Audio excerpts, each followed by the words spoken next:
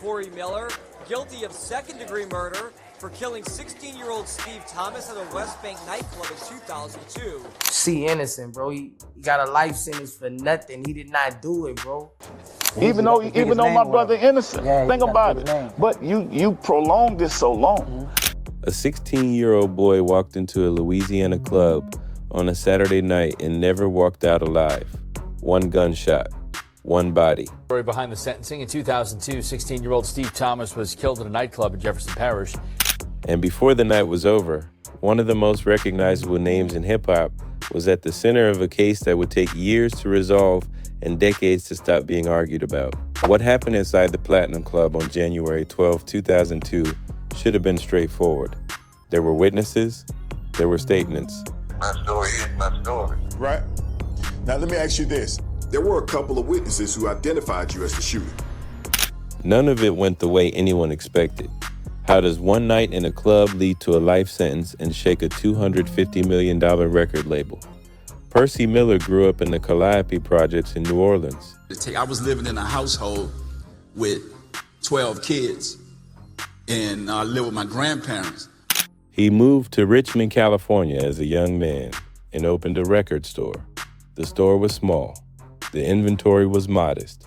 You know, P was gone already. He was in California. So he went in. But Percy watched what people bought, learned what they wanted, and started pressing his own music. He sold it out of the store, out of his car, and out of whatever space he could find. The music moved. By the early 1990s, he had enough momentum to call it a label. He named it No Limit Records. By the mid-1990s, he had moved operations back to New Orleans, signed a distribution deal with Priority Records. The deal gave No Limit access to Priority's national distribution network, but P structured the terms so that he retained 100% ownership of his master recordings. The split was 85/15. 85 cents of every dollar went back to No Limit. Then he started releasing music at a pace that confused the entire industry. The 80-20 deal. 80-20 deal, and you got to keep 100% of your masters. Yeah. Between 1996 and 1999, No Limit put out over 30 albums. 30 albums in 3 years from one independent label out of the South. The artists on the roster included Silk the Shocker, Mia X, Mystical, and, for a brief period, Snoop Dogg. Every album cover carried the No Limit tank logo. That logo meant something to the people who bought the records. It meant the music was real, and it came from somewhere specific. Percy's younger brother Corey was on the roster. He recorded under the name C Murder. The 504 Boys, Romeo, C Murder, Silk. Before music, after graduating from high school, Corey Miller enlisted in the United States Army. He served as a combat medic and was deployed to the Persian Gulf during the Gulf War. He was not the biggest name on the label by sales numbers, but he was one of the most visible figures in New Orleans street culture.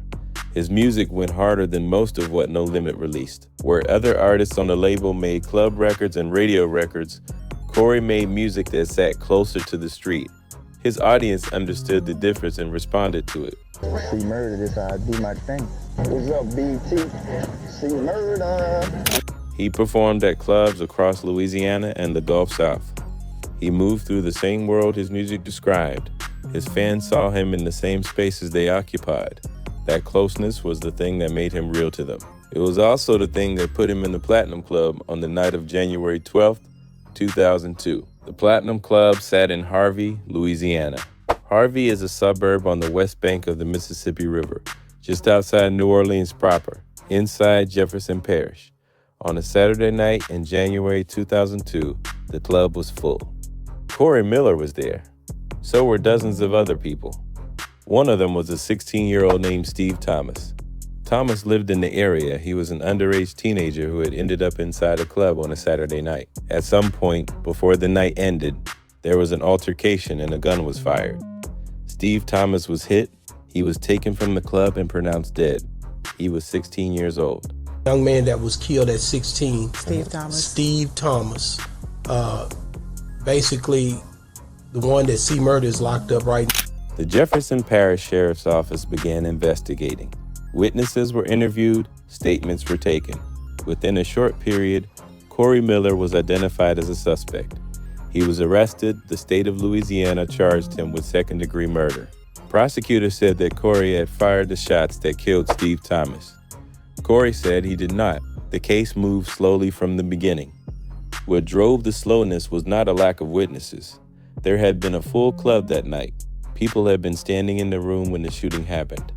The problem was what those witnesses did in the years that followed.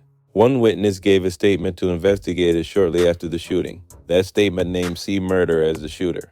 The witness described what they had seen, where they had been standing, and what happened in the moments before and after the gun went off. It was a direct identification. Then the witness recanted. They went back to the court and said the original statement was not true. They said they had not actually seen what they described, or that they had been pressured, or that something about the process of giving the original statement had produced a result that did not match the truth. And I noticed too, like I said, the witnesses didn't change their statement. The recantation was significant. In a case built largely on eyewitness testimony, a witness walking back their identification removed a central piece of the state's case. Corey's legal team pointed to the recantation as evidence that the charges rested on unreliable ground. The same person went back and said that the original statement had been accurate and that the recantation itself had been produced under pressure. Someone, they said, had pushed them to walk back the identification. The original account of the night, they now said, was the true one. The court was left with a witness who had told 3 different stories. First, they said Corey did it. Then they said they had been wrong. Then they said they had been wrong about being wrong. Other documented allegations of witness intimidation circulated through the proceedings at various stages. Lawyers argued about what had happened and who had applied pressure to whom. No clean answer came out of any of it. The case went to trial. It resulted in a mistrial. Then it went to trial again. In 2009, 7 years after Steve Thomas was killed at the Platinum Club, a jury returned a verdict. Corey Miller was found guilty of second-degree murder. The judge sentenced him to life in prison without the possibility of parole.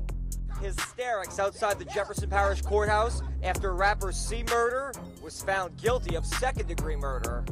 Corey was taken into custody and transported to a Louisiana correctional facility. He was in his 30s. He had spent the years between his arrest in 2002 and his conviction in 2009 fighting the charges, recording music where he could and maintaining to anyone who asked that he had not killed Steve Thomas. He continued to maintain it from prison. Master P did not accept the verdict as the end of the road. He began visiting news programs, giving interviews, and making public statements about his brother's case. He said the witnesses could not be trusted. He said the process had not been fair. He said Corey did not belong in prison for a crime he had not committed.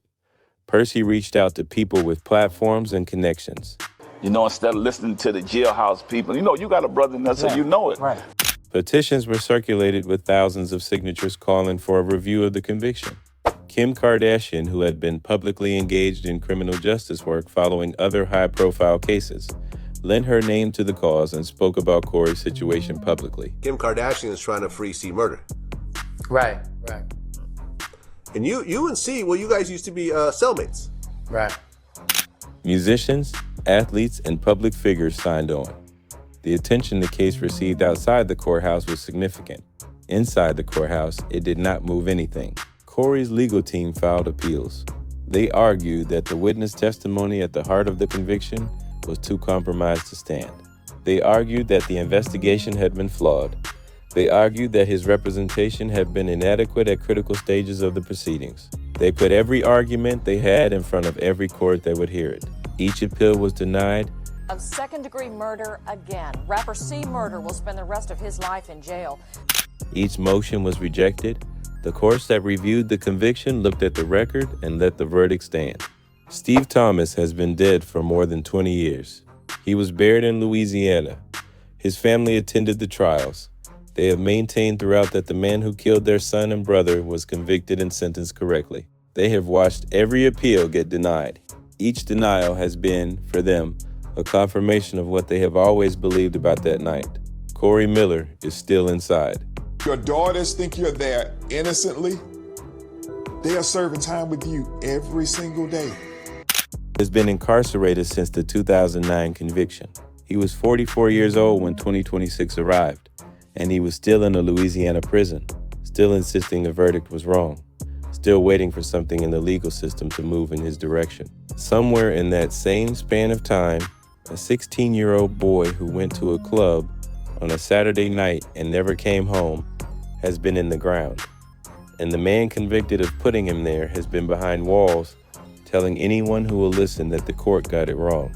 Both of those things remain true at the same time. That is where the story sits.